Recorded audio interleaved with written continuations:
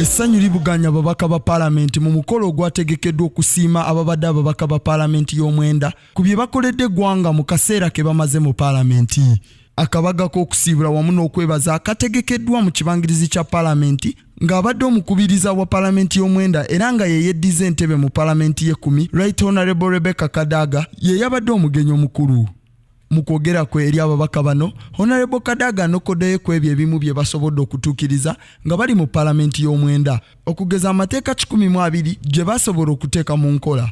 Era ne bayisa ebiteeso 207 wamu n'ebibuuzo 432 bye byasobola okubuuzibwa era ne byanukulwa Ssaabaminisita w'eggwanga mu kaseera ababaka mwe basoyeza akajojijoji w'ebibuuzo ku nsonga eziri mu ggwanga. We were able to enact 102 laws.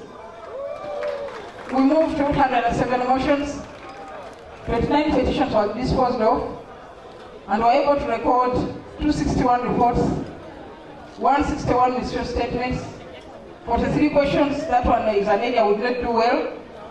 And the Prime Minister responded 432 questions during Prime Minister's question time.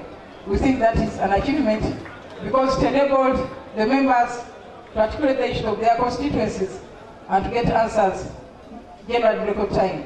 Wabula ayogedde ku kusoomozebwa Paalamenti y'omwenda kwesanze nga mwe muli obufunda bw'ekizimbe kya Paalamenti nga kati ennamba y'ababaka yeeyongedde era nga kati embeera yakubijja.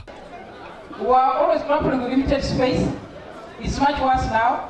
We also had other logistical limitations, including but not limited to inadequate funds, adjusting requirements of multi-party political dispensation. And this is an area where even at the country level, people don't understand the meaning of multi-party democracy. They still think that the majority must squeeze the minority and even stop them from talking. But that is not what multi-party is about. Bo ababaka abatasobodde kukomawo mu Paalamenti y'e10 boogedde nti bingi bye bagenda okusubwa nga naye ekisinga obukulu kwe kubanga tebagenda kufuna kakisa kuwaayo nsonga zikwata ku bantu baabwe be babadde bakiikirira.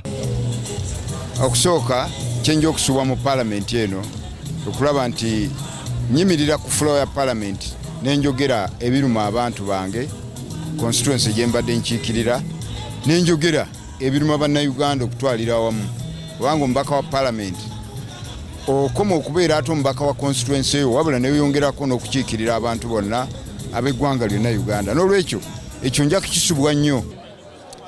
Mbeera nga mpeereddwa omukisa okubeera mu Paalamenti nate terunaggwa.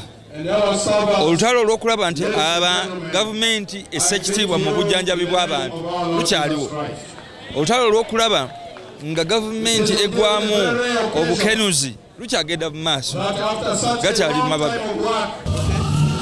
I have been the member of Parliament for Terego County Muzima. The whole of Terego County has been in my hands for the last 15 years until a few days back when the 10th Parliament came into existence. And of course, every good thing comes to an end.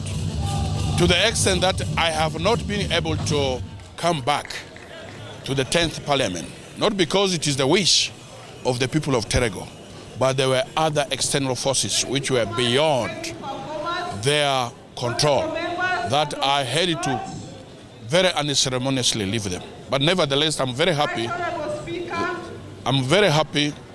Last Saturday, I had an occasion to go and thank them for the good work they have done together with me. Paalamenti y'omwenda ebaddemu ababaka abawerera ddala 375 nga ekibiina kya NRM kye kisinga okubeera n'ababaka abangi nga bano bali 264 ng'oludda oluvuganya babadde n'ababaka 63. Ate yo mu Paalamenti y'e10 ababaka beeyongedde ng'era bawerera ddala 458 ng'era ekibiina kya NRM kyerisiza enkuuli nga kirina ababaka 294 ate bo ab'oludda oluvuganya gavumenti bali 56. Bo abatalina kibiina ky'ebyobufuzi mwe bagwa bali 66 wadde nga 44 ku abo bagwa mu kamyufu ka NRM.